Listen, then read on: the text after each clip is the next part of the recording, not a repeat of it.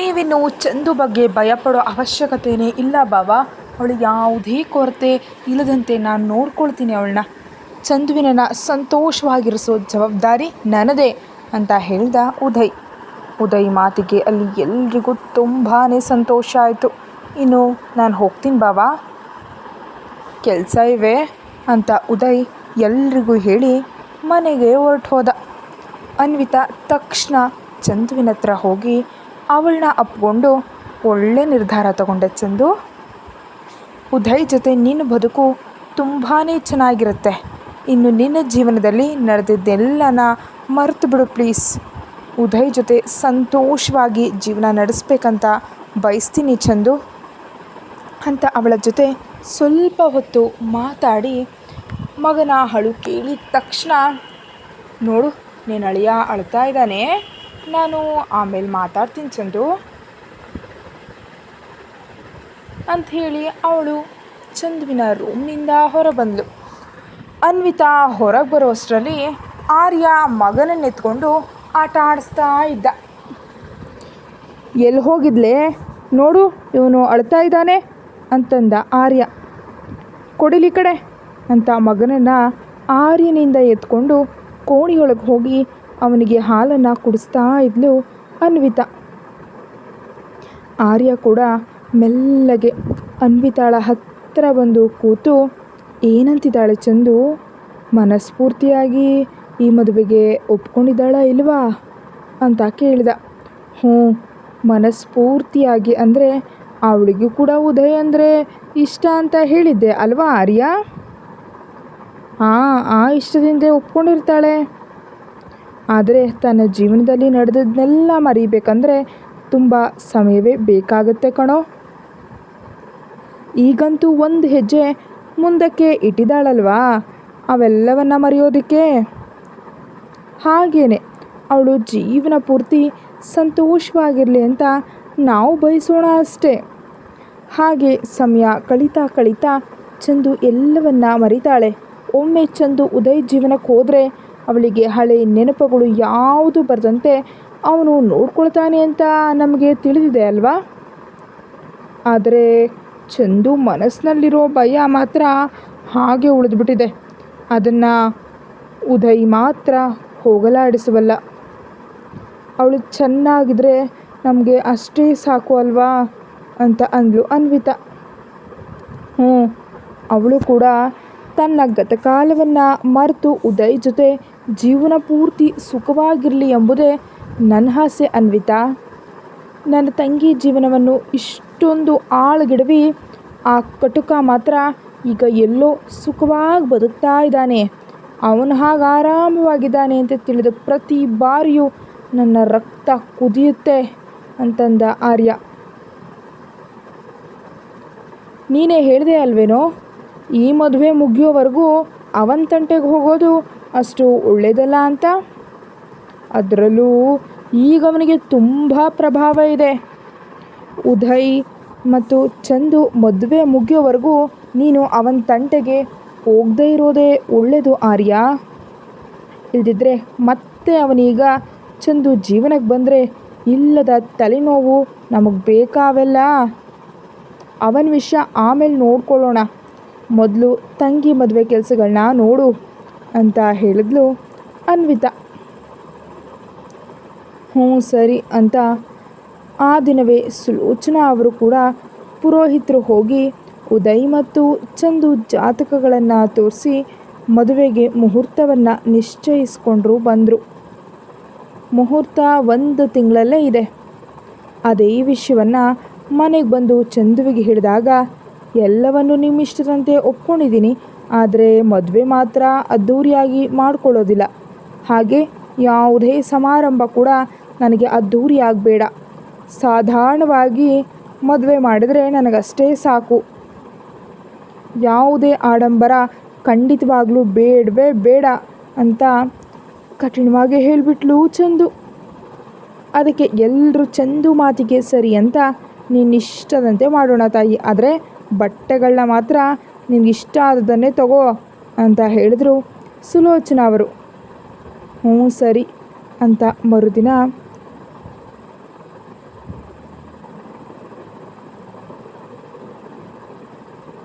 ಮಗುವನ್ನು ಸುಲೋಚನಾ ಅವರು ಎತ್ಕೊಂಡ್ರು. ಆರ್ಯ, ಅನ್ವಿತಾ, ಉದಯ್ ಮತ್ತು ಚಂದುವನ್ನು ಬಟ್ಟೆ ಖರೀದಿಗಾಗಿ ಕಳಿಸ್ತಾರೆ.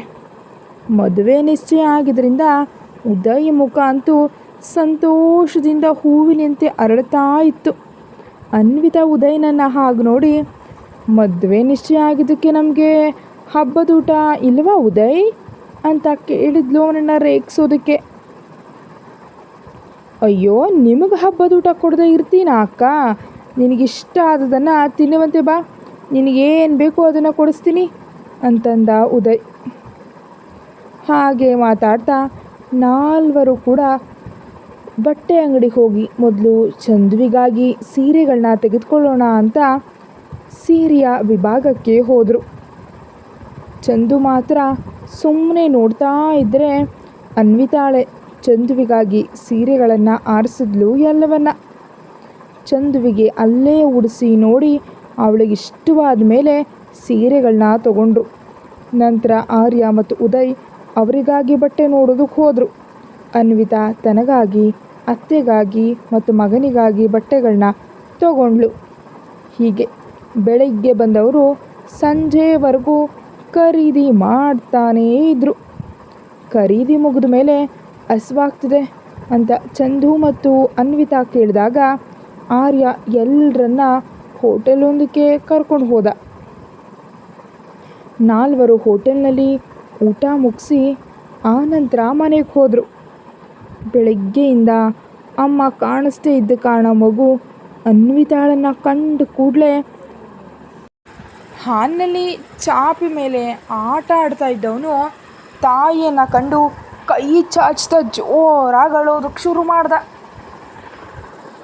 ಅಯ್ಯಯ್ಯೋ, ನನ್ನ ಬಂಗಾರದ ಮರಿ ಅಂತ ಅನ್ವಿತಾ ಮಗುವನ್ನು ಎತ್ಕೊಂಡು, ನನ್ನ ಬಂಗಾರ ಅತ್ನ, ಅಮ್ಮನಿಗಾಗಿ ಅಳ್ತಿದ್ಯಾ ಕಂದ ನೀನು ಅಂತ ಮಗುವನ್ನು ಎತ್ತಿ ಆಟ ಆಡಿಸ್ತಾ ಮುದ್ದು ಮಾಡ್ತಾ ಇದ್ದಾಳೆ ಅನ್ವಿತಾ. ಇಷ್ಟು ತಡ ಮಾಡಿದ್ರೆ ಅಳದೇ ಇರ್ತಾನಾ? ಅವಾಗನಿಂದ ಹೇಳ್ತಿದ್ದೀನಿ ಬೇಗ ಮುಗಿಸಿ ಅಂತ. ನಿಮ್ಮ ಖರೀದಿ ಅಷ್ಟು ಬೇಗ ಮುಗೀತಾ ಅಂತ ಅಂದ ಆರ್ಯ. ಅಬ್ಬಾ, ನಾನೊಬ್ಳೆ ಖರೀದಿ ಮಾಡ್ದಂತೆ ಮಾತಾಡಬೇಡ. ತಗೋ, ಇವನನ್ನು ಎತ್ಕೋ, ನಾನು ಮುಖ ತೊಳ್ಕೊಂಡು ಬಂದು ಅವನಿಗೆ ಹಾಲು ಕುಡಿಸ್ತೀನಿ ಅಂತ ಅನ್ವಿತಾ ಬೇಗನೆ ಕೋಣೆಗೆ ಹೋಗಿ ಮುಖ ತೊಳ್ಕೊಂಡು ಬಂದು ಮಗನಿಗೆ ಹಾಲನ್ನು ಕುಡಿಸ್ತಾ ಇದ್ಲು. ಉದಯ್ ಚಂದುವಿಗೆ ಹೇಳಿ ಮನೆಗೆ ಹೊರಟೋದ. ಚಂದು ಯಾವುದೇ ರೀತಿ ಆಡಂಬರ ಬೇಡ ಅಂತ ಅಂದಿದ್ದರಿಂದ ಸರಳವಾಗಿಯೇ ಮದುವೆನ ಮಾಡಬೇಕಂತ ಎಲ್ಲರೂ ಈಗಾಗಲೇ ನಿರ್ಧರಿಸಿದರು. ಮರುದಿನ ಉದಯ್ ಹೊಲಕ್ಕೆ ಹೋಗ್ತಾ ಚಂದುವಿಗೆ ಕಾಲ್ ಮಾಡ್ದ. ಚಂದು ಉದಯ್ ಕರೆಯನ್ನು ಸ್ವೀಕರಿಸಿ, ಹಾಂ ಹೇಳ್ಬಾವ ಅಂತ ಅಂದ್ಲು. ಹೊಲಕ್ಕೆ ಬರಬಾರ್ದಾ? ಯಾವಾಗಲೂ ಮನೆಯಲ್ಲೇ ಇರ್ತೀಯಾ? ಸ್ವಲ್ಪ ಹೊತ್ತು ಕಾಲ ಕಳೆದಂತಾಗುತ್ತೆ, ಬಾ ನೀನು ಕೂಡ ಇಲ್ಲಿಗೆ. ಸ್ವಲ್ಪ ಹೊತ್ತು ನಿನ್ನ ನೋಡ್ದಂತೆ ಮಾತಾಡ್ದಂತೆ ಎಲ್ಲ ಆಗುತ್ತೆ ಅಲ್ವಾ ಅಂತಂದ ಉದಯ್.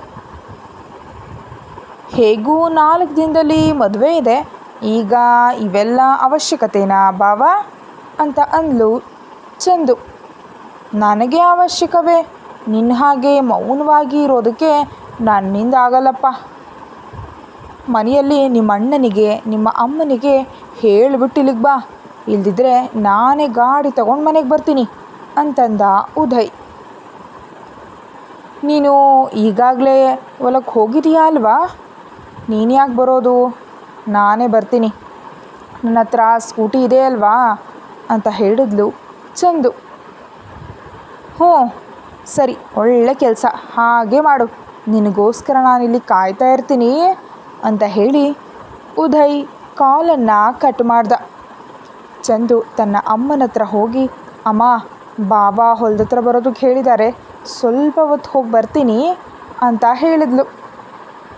ಮಗಳು ಬಹಳ ದಿನಗಳಾದಮೇಲೆ ಹೊರಗೆ ಹೋಗ್ತೀನಿ ಅಂತ ಅಂದಿದ್ದಕ್ಕೆ, ಹ್ಞೂ ತಾಯಿ ಆಗಲಿ, ಹೋಗ್ಬಾ, ಜಾಗ್ರತೆ, ಹುಷಾರು ಅಂತಂದರು.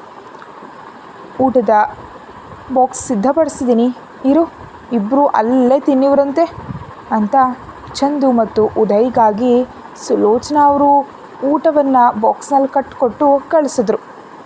ಹ್ಞೂ ಸರಿ ಅಮ್ಮ, ಹೋಗಿ ಬರ್ತೀನಿ, ಬಾಯ್ ಅಂತ ಹಾಲಿಗೆ ಬರುವಷ್ಟರಲ್ಲಿ ಅಳಿಯ ತೊಟ್ಟಿಲಲ್ಲಿ ಕಾಣಿಸ್ದ. ಅವನನ್ನು ಎತ್ಕೊಂಡು ಸ್ವಲ್ಪ ಹೊತ್ತು ಮುತ್ತಿಟ್ಟು, ಅದಕ್ಕೆ ನಾನು ಸ್ವಲ್ಪ ಭಾವನ ಹತ್ರ ಹೋಗಿ ಬರ್ತೀನಿ ಅಂತ ಹೇಳಿದ್ಲು. ಹ್ಞೂ ಚಂದು, ಹೋಗಿ ಬಾ ಅಂತ ಅನ್ವಿತಾ ಹೇಳಿದ್ಲು. ಮನೆಯರು ಹೇಳಿ ಭಾವನ ಹತ್ರ ಹೊರಟಳು ಚಂದು ಹೋಗುವಷ್ಟರಲ್ಲಿ ತೋಟದಲ್ಲೇ ಇದ್ದ ಉದಯ್ ಆಕೆಗಾಗೆ ಕಾಯುತ್ತಾ. ಕೆಲಸದವರಿಂದ ಕೆಲಸ ಮಾಡಿಸ್ತಿದ್ದವನು ಚಂದು ಬಂದದನ್ನು ನೋಡಿ, ಅಲ್ಲಿ ಕೂತ್ಕೋ ಒಂದು 10 ನಿಮಿಷ ಅಂತ ಕೆಲಸದವ್ರ ಜೊತೆ ಸ್ವಲ್ಪ ಹೊತ್ತು ಮಾತಾಡ್ಕೊಂಡು ಬಂದ. ಚಂದು ಹತ್ರ ಬಂದು, ತಿಂಡಿ ಮಾಡಿದೀಯಾ ಅಂತ ಕೇಳ್ದ. ಅವಳ ಪಕ್ಕದಲ್ಲಿದ್ದ ಕುರ್ಚಿಯಲ್ಲಿ ಕೂತ್ಕೊಳ್ತ.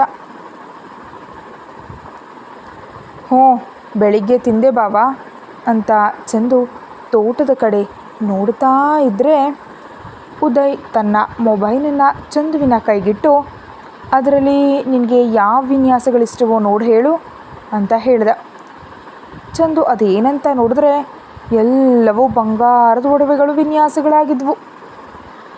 ಅದನ್ನು ನೋಡಿದ ಚಂದು ಸ್ವಲ್ಪ ಶಾಕಾಗಿ, ಈಗ ಇವೆಲ್ಲ ಯಾಕೆ ಬಾವಾ ಅಂತ ಕೇಳಿದ್ಲು. ಚಂದು ಗೊಂದಲದಿಂದಲೇ, ನನ್ನ ಹೆಂಡತಿಗಾಗಿ ಮಾಡಿಸ್ತಿದ್ದೀನಿ ಕಣೆ ಅಂತಂದ ಉದಯ್. ಈಗ ಇದೆಲ್ಲ ಅವಶ್ಯಕತೆನೇ ಬಾವಾ ಅಂತಂದ್ಲು. ನನಗೆ ಅವಶ್ಯಕತೆ ಇದೆ, ನೀನು ಎಲ್ಲದಕ್ಕೂ ಬೇಡ ಅಂದೆ. ಅವುಗಳಲ್ಲಿ ಯಾವುದು ಇಷ್ಟ ಅಂತ ಹೇಳು, ನಾಳೆ ನಾವು ಹೋಗಿ ಡಿಸೈನ್ಸ್ನ ಕೊಟ್ಟು ಬರೋಣ, ಸರಿನಾ? ಹಾಗೆ ನಿನಗೇನಾದರೂ ಬೇಕಂದರೆ ತಗೊಳ್ಳೋಣ. ನನಗೂ ಆಸೆಗಳು ಇರುತ್ತೆ ಅಲ್ವಾ? ನನ್ನ ಹೆಂಡತಿಗೆ ಅದು ತೊಗೋಬೇಕು, ಇದು ಮಾಡಿಸ್ಬೇಕು, ಅವಳು ಈ ರೀತಿ ನೋಡ್ಕೊಬೇಕು ಅಂತ. ಆದರೆ ನನ್ನನ್ನು ನೀನು ನಿರಾಶೆಗೊಳಿಸ್ತಿದ್ಯಾ, ನೀನು ಅವೆಲ್ಲವನ್ನು ಬೇಡ ಅಂಥೇಳಿ ನನಗೆ ಬೇಜಾರು ಮಾಡ್ತಿದ್ಯಾ ಅಂತಂದ ಉದಯ್ ಮುಖ ನೋಡಿ ಏನು ಮಾತಾಡೋದಕ್ಕೆ ಆಗಲಿಲ್ಲ ಚಂದುವಿಗೆ. ಸರಿ ನಿನ್ನಿಷ್ಟ, ಏನಾದರೂ ಅಂದರೆ ಹೀಗೆ ಮಾತಾಡಿ ನನ್ನನ್ನು ಕಟ್ಟಿ ಹಾಕ್ತಿದ್ದೀರಿ ಎಲ್ಲರೂ. ನಾಳೆ ಹೋಗೋಣ ಬಿಡು, ಇವನ್ನೆಲ್ಲ ನನ್ನ ಫೋನ್ ಕಳಿಸು, ನಾನು ಆರಿಸಿ ಇಟ್ಕೊಡ್ತೀನಿ ಅಂತ ಹೇಳಿದ್ಲು ಚಂದು. ಹ್ಞೂ ಹೀಗಂದರೆ ಚೆನ್ನಾಗಿರುತ್ತೆ, ಹಾಗೆ ಮೌನವಾಗಿ ಕೂತಿದ್ರೆ ನಿಜವಾಗ್ಲೂ ಚೆನ್ನಾಗಿರಲ್ಲ. ಮತ್ತೆ ನನಗೆ ನನ್ನ ಹಳೇ ಚಂದುವಿನನ್ನು ನೋಡಬೇಕಂತ ಆಸೆ ಇದೆ. ಆಟ ಆಡ್ತಾ ಹಾಡ್ತಾ ಎಲ್ಲ ಜೊತೆ ತುಂಟಾಟ ಮಾಡ್ತಾ ಊರೆಲ್ಲ ತಿರುಗ್ತಾ ಎಷ್ಟೊಂದು ಚುರುಕಾಗಿದೆ ನೀನು. ಅಂಥ ಚಂದುವಿನನ್ನು ನನಗೆ ಕೊಟ್ಟುಬಿಡು ಸಾಕು, ಅವಳನ್ನ ನಾನು ತುಂಬ ಕಳ್ಕೊಳ್ತಾ ಇದ್ದೀನಿ ಅಂತ ಅಂದ ಉದಯ್ ನೇರವಾಗಿ ಚಂದುವಿನ ಕಣ್ಣುಗಳನ್ನೇ ನೋಡುತ್ತಾ. ಹ್ಞೂ ಮತ್ತೆ ಆ ಚಂದು ತಿರುಗಿ ಬರ್ತಾಳ ಬಾವಾ ಅಂತ ಸಣ್ಣದಾಗಿ ನಕ್ಕದ್ಲು ಚಂದು. ಖಂಡಿತವಾಗ್ಲೂ ಬಂದೇ ಬರ್ತಾಳೆ, ನಾನೇ ಕರ್ಕೊಂಡು ಬರ್ತೀನಿ ನನ್ನ ಚಂದುವಿನನ್ನು ನನ್ನ ಹತ್ರ ಅಂತ ಉದಯ್ ಚಂದುವಿನ ಭುಜದ ಮೇಲೆ ಕೈ ಹಾಕಿ ಅವಳನ್ನು ಹತ್ರಕ್ಕೆ ಎಳ್ಕೊಂಡ. ಅವನು ಹತ್ರಕ್ಕೆ ಎಳ್ಕೊಂಡ ತಕ್ಷಣ ಸ್ವಲ್ಪ ಸಮಾಧಾನವೆನಿಸಿ ಚಂದು ಉದಯ್ ಭುಜದ ಮೇಲೆ ತಲೆಯನ್ನು ಇಟ್ಕೊಂಡ. ಅಮ್ಮ ನಮ್ಮಿಬ್ಬರಿಗೂ ಊಟ ಇಲ್ಲೇ ಕಳಿಸಿದ್ದಾರೆ ಬಾವಾ ಅಂತ ಹೇಳಿದ್ಲು ಚಂದು. ಓ ಹೌದಾ, ಸರಿ, ನಿನಗೇನಾದರೂ ಬೇಕಾ, ಏನಾದರೂ ತಿಂತೀಯಾ, ತರಿಸ್ಕೊಡ್ಲಾ ಅಂತ ಕೇಳ್ದ ಉದಯ್. ಹ್ಞೂ ಬೇಡ, ಆ ಎಳನೀರು ತರಿಸ್ಕೊಡು, ನಮ್ಮ ತೋಟದ್ದು ಕುಡಿತೀನಿ ಅಂತ ಚಂದು ಕೇಳಿದ್ಲು. ಹ್ಞೂ ಸರಿ ಅಂತ ಉದಯ್ ಕೆಲಸದವ್ರಿಗೆ ಹೇಳಿ ಎಳನೀರನ್ನ ತರಿಸಿ ಸ್ವತಃ ಉದಯ್ನೇ ಕತ್ತರಿಸಿ ಚಂದುವಿಗಾಗಿ ಎಳನೀರು ಕುಡಿಯೋದಕ್ಕೆ ಕೊಟ್ಟ. ಆ ಎಳನೀರನ್ನು ಕುಡಿಯುತ್ತಾ ಉದಯ್ ಅಲ್ಲಿ ಕೆಲಸ ಮಾಡ್ತಿದ್ರೆ ಚಂದು ಕೂಡ ಅವನ ಜೊತೆ ಆ ತೋಟದಲ್ಲಿ ಸುತ್ತಾಡ್ತಾ ಅವನ ಜೊತೆ ಮಾತಾಡ್ತಾ ಮಧ್ಯಾಹ್ನದವರೆಗೆ ಅಲ್ಲೇ ಸಮಯವನ್ನು ಕಳೆದ್ಲು ಅವನ ಜೊತೆ. ಊಟದ ಸಮಯ ಆದಾಗ ಚಂದುವಿನೇ ಉದಯ್ಗೆ ಬಡಿಸಿದ್ಲು. ಉದಯ್ ತಿನ್ನುತ್ತಾ ಚಂದುವಿಗೂ ತಿನ್ನಿಸ್ದ. ಸಂಜೆವರೆಗೂ ಅಲ್ಲೇ ಕಳೆದು ಸಂಜೆ ಚಂದುವಿನನ್ನು ಮನೆ ಹತ್ತಿರ ಬಿಟ್ಟು ಬೆಳಿಗ್ಗೆ ತಯಾರಾಗಿರು, ಹೊರಗೆ ಹೋಗೋಣ ಅಂತ ಹೇಳಿ ಉದಯ್ ಆನಂತರ ತನ್ನ ಮನೆಗೆ ಹೊರಟು ಹೋದ. ಮರುದಿನ ಉದಯ್ ಹೇಳಿದಂತೆ ಚಂದು ತಯಾರಾಗಿ ಮನೆಯವ್ರು ಎಲ್ರಿಗೂ ಹೇಳಿ ಹೊರಗೆ ಬಂದಳು. ಅಷ್ಟರಲ್ಲೇ ಉದಯ್ ಕಾರ್ನಲ್ಲಿ ಸಿದ್ಧವಾಗಿದ್ದ. ಹೋಗಿ ಬರ್ತೀನಿ ಅಮ್ಮ, ಅಪ್ಪ, ಅಣ್ಣ, ಅದಕ್ಕೆ ಹೋಗಿ ಬರ್ತೀನಿ ಅಂತ ಆರ್ಯ ಮತ್ತು ಅನ್ವಿತಾಳಿಗೂ ಹೇಳಿ ಉದಯ್ ಜೊತೆ ಹೊರಟಳು ಚಂದು. ಹೀಗೆ ಇಬ್ಬರು ಸಂತೋಷವಾಗಿ ಒಡವೆ ಅಂಗಡಿಗೆ ಹೋಗಿ ಚಂದುವಿಗೆ ಇಷ್ಟವಾದಂತಹ ಡಿಸೈನ್ಸ್ಗಳನ್ನು ತೋರಿಸಿ ಒಡವೆಗಳನ್ನ ಮಾಡೋದಕ್ಕೆ ಆರ್ಡರನ್ನು ಕೊಟ್ಟರು. ಇನ್ನು ಆ ದಿನ ಉದಯ್ ಮತ್ತು ಚಂದು ಇಬ್ಬರು ಸಂತೋಷವಾಗಿ ಪರ್ಚೇಸ್ ಮಾಡ್ತಾ ಸಂಜೆ ಹೊತ್ತಿಗೆ ಮನೆಗೆ ಹೊರಟರು. ಆ ದಿನ ಪೂರ್ತಿ ತುಂಬಾ ಸಂತೋಷವಾಗಿ ಕಳೆದ್ರು ನಮ್ಮ ಜೋಡಿ. ಬೆಳಿಗ್ಗೆ ಹೋದವರು ರಾತ್ರಿ ಆದರೂ ಇನ್ನೂ ಮನೆಗೆ ಬರೆದಿದ್ದರಿಂದ ಆರ್ಯನಿಗೆ ಈಗ ಅನುಮಾನ ಶುರುವಾಗಿ ಮೊದಲು ಉದಯ್ಗೆ ಕರೆ ಮಾಡ್ದ. ಉದಯ್ ಫೋನ್ ರಿಂಗ್ ಆಗ್ತಾಯಿದ್ರು, ಯಾರೂ ಸ್ವೀಕರಿಸ್ತಿಲ್ಲ. ಚಂದು ನಂಬರ್ಗೆ ಕರೆ ಮಾಡಿದ್ರು, ಅದೇ ಆಯಿತು. ಆರ್ಯನಿಗೆ ಭಯ ಶುರುವಾಯಿತು. ಸುಲೋಚನಾ ಅವರು ಭಯ ಪಡ್ತಿದ್ರು. ಬೆಳಿಗ್ಗೆ ಹೋದ ಮಕ್ಕಳು ರಾತ್ರಿ 9 ಗಂಟೆ ಆದರೂ ಇನ್ನೂ ಬರಲಿಲ್ವಲ್ಲೋ ಅಂತ ಸಂಕಟ ಪಡ್ತಿದ್ರೆ ಶಂಕರ್ ಅವರು ಹೆಂಡತಿಗೆ ಧೈರ್ಯ ಹೇಳಿದ್ರು. ಮೊದಲ ಬಾರಿ ಊರಿಗೆ ಹೋಗಿದ್ದಾರಲ್ವ, ಯಾವುದಾದ್ರೂ ಸಿನಿಮಾಕ್ಕೆ ಹೋಗಿರಬಹುದೋ ಏನೋ. ಆರ್ಯನಿಗೆ ಮಾತ್ರ ಅನುಮಾನ ಶುರುವಾಗಿ ಕೂಡಲೇ ತನ್ನ ಕಾರನ್ನು ತಗೊಂಡು, ಅನ್ವಿತಾ, ಅಮ್ಮ ಅಪ್ಪನನ್ನು ನೋಡ್ಕೊಳ್ತಾ ಇರು, ನಾನು ತಂಗಿಯನ್ನ ಮತ್ತು ಉದಯನನ್ನು ನೋಡ್ಕೊಂಡು ಬರ್ತೀನಿ ಅಂತ ಹೇಳಿ ಹೊರಟ ಆರ್ಯ. ಅವರು ಫೋನ್ ಸ್ವೀಕರಿಸಿದ ಕಾರಣ ಆರ್ಯನಿಗೆ ನಿಜವಾಗ್ಲೂ ಅನುಮಾನ ಇನ್ನೂ ಹೆಚ್ಚಾಯ್ತಾ ಹೋಯಿತು. ಅನ್ವಿತಾ, ಅಮ್ಮ ಅಪ್ಪನನ್ನು ಜಾಗ್ರತೆಯಾಗಿ ನೋಡ್ಕೋ ಅಂತ ಮತ್ತೊಮ್ಮೆ ಹೇಳಿ ತನ್ನ ತಂಗಿ ಮತ್ತು ಉದಯ್ಗಾಗಿ ತನ್ನ ಕಾರನ್ನು ತೆಗೆದುಕೊಂಡು ಹುಡ್ಕೋದಕ್ಕೆ ಹೊರಟ. ಈಗಾಗಲೇ ಉದಯ್ ಯಾವ ಅಂಗಡಿಗೆ ಹೋಗ್ತಿದ್ದೀನಿ ಅಂತ ಹೇಳಿದ್ರಿಂದ ಆರ್ಯ ಕೂಡ ಅಲ್ಲಿಗೆ ಹೋಗಿ ಅವರ ಬಗ್ಗೆ ವಿಚಾರಿಸ್ದ. ಬೆಳಿಗ್ಗೆನೇ ಬಂದು ಹೋದರು ಸರ್ ಅಂತ ಅಂಗಡಿಯವನು ಹೇಳ್ದ. ಆಮೇಲೆ ಊರೆಲ್ಲ ಸುತ್ತಿದ್ರು ಅವರು ಆರ್ಯನಿಗೆ ಸಿಗಲೇ ಇಲ್ಲ. ಆರ್ಯ ಸಿಕ್ಕ ರಸ್ತೆಯಲ್ಲಿ ಹೋಗ್ತಿದ್ದಾನೆ, ಉದಯ್ ಕಾರ್ ಎಲ್ಲಾದರೂ ಕಾಣಿಸುತ್ತಾ ಅಂತ. ಆದರೆ ಅವನ ಪ್ರಯತ್ನ ವ್ಯರ್ಥವಾಯಿತು. ಆರ್ಯ ಹೋಗಿ 3 ಗಂಟೆ ಆದರೂ ಅವನಿಂದಲೂ ಯಾವುದೇ ಪ್ರತಿಕ್ರಿಯೆ ಇಲ್ಲದನ್ನು ಕಂಡು ಅನ್ವಿತಾ ಭಯದಿಂದ ಆರ್ಯನಿಗೆ ಕರೆ ಮಾಡಿದ್ಲು ವಿಷಯವನ್ನು ತಿಳ್ಕೊಳ್ಳೋದಕ್ಕೆ. ಆರ್ಯ, ಏನಾಯಿತು? ಇಲ್ಲಿ ಅತ್ತೆ ತುಂಬ ಹೆದರ್ತಿದ್ದಾರೆ ಕಣೋ, ಇನ್ನೂ ಚಂದು ಸಿಗಲಿಲ್ವಾ? ನಿಜಕ್ಕೂ ಇವ್ರು ಎಲ್ಲಿಗೆ ಹೋದರು ಅಂತ ಕೇಳಿದ್ಲು ಅನ್ವಿತಾ ತುಂಬ ಗಾಬರಿಯಿಂದ.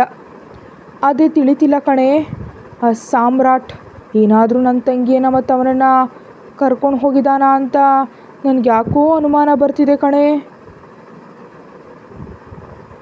ನನ್ನ ಅನುಮಾನ ನಿಜ ಆದರೆ ಈ ಬಾರಿ ಮಾತ್ರ ಅವನ ಸಾವು ನನ್ನ ಕೈಯಲ್ಲೇ ಸಿದ್ಧ, ನನ್ನನ್ನು ಯಾರೂ ತಡೆಯೋದಕ್ಕೆ ಸಾಧ್ಯ ಇಲ್ಲ ಅಂದ ಆರ್ಯ ತುಂಬಾ ಕೋಪದಿಂದ. ಹಾಗೇನು ನಡೆದಿರಲ್ಲ ಕಣೋ, ಅವನು ಬದುಕ್ತಾ ಇದ್ದಾನಲ್ವಾ ಅಂತಂದ್ಲು ಅನ್ವಿತಾ. ಯಾಕೆ ಬರಲ್ಲ, ಅವನು ಈಗಾಗಲೇ ಮಾನಸಿಕ ರೋಗಿ. ಅವನ ಜೀವನದಲ್ಲಿ ಅವನು ನೆಲೆಸಿದ್ರು ಈಗ ಮತ್ತೆ ಚಂದು ಮದುವೆ ಆಗ್ತಿದ್ದಾಳೆ ಅಂತ ತಿಳಿದ್ರೆ ಸುಲಭವಾಗಿ ಬಿಟ್ಟುಬಿಡ್ತಾನ ಅವನು. ನನ್ನನ್ನು ದೂರ ಮಾಡೋದಕ್ಕೆ ಅವನು ಚಂದುನನ್ನು ಬಳಸ್ಕೊಂಡಿದ್ದ. ಹಾಗೆ ಚಂದುವಿನನ್ನು ಕೊಂದು ಬಿಡ್ತೀನಿ ಅಂತ ನಿನ್ನನ್ನು ಬೆದರಿಸ್ದ. ಇಷ್ಟೆಲ್ಲ ಮಾಡಿದವನು ಚಂದು ಸಂತೋಷವಾಗಿದ್ದಾಳೆ ಅಂತಂದರೆ ಅವನಿಗೆ ಇಷ್ಟ ಆಗುತ್ತಾ? ಅದು ಅವನು ನನ್ನ ಕೈಗೆ ಸಿಗಬೇಕು ಈ ಬಾರಿ. ಅವನ ಸಾವು ಖಂಡಿತ ನಾನೇ ಮಾಡ್ತೀನಿ ಅಂತ ಆರ್ಯ ಹೇಳ್ತಿರುವಾಗಲೇ ಆರ್ಯನಿಗೆ ಅಪರಿಚಿತ ಸಂಖ್ಯೆಯಿಂದ ಫೋನ್ ಬಂತು. ಇನ್ನೊಂದು ಕರೆ ಬರ್ತಿದೆ ಅನ್ವಿತಾ, ನಾನು ಆಮೇಲೆ ಮಾತಾಡ್ತೀನಿ, ಅಮ್ಮ ಅಪ್ಪನನ್ನು ಜಾಗ್ರತೆಯಾಗಿ ನೋಡ್ಕೋ ಅಂತ ಫೋನನ್ನು ಕಟ್ ಮಾಡಿ ಆ ಕರೆಯನ್ನು ಸ್ವೀಕರಿಸಿ ಹೆಲೋ ಅಂತ ಅಂದ. ಅತ್ತ ಕಡೆಯಿಂದ ಆರ್ಯ ಅಣ್ಣ ಎಂಬ ಕರೆಯನ್ನು ಕೇಳಿದ ತಕ್ಷಣ ಆರ್ಯ ತನ್ನ ಮುಷ್ಟಿಯನ್ನು ಬಿಗಿದು, ಲೋ ಮಗನೇ, ನನ್ನ ತಂಗಿಯನ್ನು ನೀನೇ ಕರ್ಕೊಂಡು ಹೋಗಿದೀಯ ಅಂತ ತಿಳಿದ್ರೆ ನಿನ್ನ ಸಾವು ನನ್ನ ಕೈಯಲ್ಲೇ ಸಾಮ್ರಾಟ್ ಅಂದ ಆರ್ಯ ತುಂಬ ಕೋಪದಿಂದ. ಅರರರೇ, ನಿನ್ನ ತಂಗಿ ನಾನೇ ಎತ್ಕೊಂಡು ಹೋಗಿದ್ದೀನಿ ಅಂತ ಬಲೆ ಊಹೆ ಮಾಡಿದೆ ಅಲ್ವಾ ಬಾ ಮೈದಾ. ವಿಚ್ಛೇದನ ಸಿಕ್ಕ ತಕ್ಷಣವೇ ಮತ್ತೆ ಮದುವೆ ಮಾಡೋದಕ್ಕೆ ನೋಡ್ತಾ ಇದೆಯಲ್ಲ. ನಿಜಕ್ಕೂ ತಂಗಿ ಗಂಡನ ಮೇಲೆ ಮುನಿಸ್ಕೊಂಡು ತವರಿಗೆ ಬಂದಾಗ ಅವಳನ್ನ ಸಮಾಧಾನ ಮಾಡಿ ಮತ್ತೆ ಗಂಡನ ಹತ್ರ ಕಳಿಸ್ಬೇಕು ಅಂತ ನಿನಗೆ ಗೊತ್ತಾಗಲ್ವಾ? ನಾನು ಬಿಟ್ಟ ತಕ್ಷಣ ಇನ್ನೊಬ್ಬನ ಕೊಟ್ಟು ಮದುವೆ ಮಾಡೋದೇನಾ? ಅವಳು ಸುಖವಾಗಿರೋದನ್ನು ನಾನು ನೋಡಿಕೊಂಡು ಸುಮ್ಮನಿದ್ದು ಬಿಡ್ತೀನಾ ಅಂದ ಸಾಮ್ರಾಟ್ ತುಂಬಾ ಕ್ರೂರವಾಗಿ. ಏಯ್, ಉದಯ್ ಮತ್ತು ಚಂದು ಎಲ್ಲಿದ್ದಾರೆ ಅಂತ ಮೊದಲು ಹೇಳೋ. ಅವರ ಮೈ ಮೇಲೆ ಒಂದು ಸಣ್ಣ ಗೀಚು ಬಿದ್ದರೂ ನಿನ್ನ ಸಾವನ್ನು ನಾಯಿಗಳು ಕೂಡ ನೋಡೋದಕ್ಕೆ ಹೆದರುವಂತೆ ಮಾಡ್ತೀನಿ. ಮೊದಲು ನನ್ನ ತಂಗಿ ಮತ್ತು ಉದಯ್ ಎಲ್ಲಿದ್ದಾರೆ ಅಂತ ಬೊಗಳೋ ಅಂತ ಕಿರ್ಚ್ದ ಆರ್ಯ. ಆಹಾಹಾ, ನಿಜಕ್ಕೂ ನಿನ್ನ ತಂಗಿ ಮತ್ತು ಅವಳಿಗೆ ಮುಂದೆ ಆಗಲಿರೋ ಗಂಡ ನನ್ನ ಹತ್ರನೇ ಇದ್ದಾರೆ. ಸದ್ಯಕ್ಕಂತೂ ನನ್ನ ಬಳಿ ಇದ್ದಾರೆ. ಕಾಲು ಕೈಗಳನ್ನು ಕಟ್ಟಿ ಬಾಯಿಗೆ ಪಟ್ಟಿ ಹಾಕಿ ಇರಿಸಿದ್ದೀನಿ. ಆದರೂ ಬಲೆ ಇದಾರ್ ಕಣೋ ಈ ಹೊಸ ಮದುವೆ ಜೋಡಿ. ನಿನ್ನ ತಂಗಿ ನನ್ನನ್ನು ಬಿಟ್ಟು ಬೇರೆಯೊಬ್ಬರನ್ನ ಮದುವೆ ಆಗ್ತಿದ್ದಾಳೆ ಅಂದರೆ ನನ್ನ ಮನಸ್ಸು ಒಪ್ತಾ ಇಲ್ಲ ಕಣಪ್ಪ. ಆದ್ದರಿಂದ ಇವರಿಬ್ಬರನ್ನ ಕೊಂದು ಹಾಕಿದ್ರೆ ಹೇಗಿರುತ್ತೆ ಹೇಳು ಅಂತ ನಗ್ತಾ ಸಾಮ್ರಾಟ್ ರಾಕ್ಷಸನಂತೆ. ಕತೆ ಮುಂದುವರಿಯುತ್ತೆ. ಹೆಚ್ಚಿನ ವಿಡಿಯೋಗಾಗಿ ಚಾನಲ್ಗೆ ಮೆಂಬರ್ಶಿಪ್ ತಗೊಂಡು ವಿಡಿಯೋ ಮೊದಲೇ ನೋಡಿ. Thank you.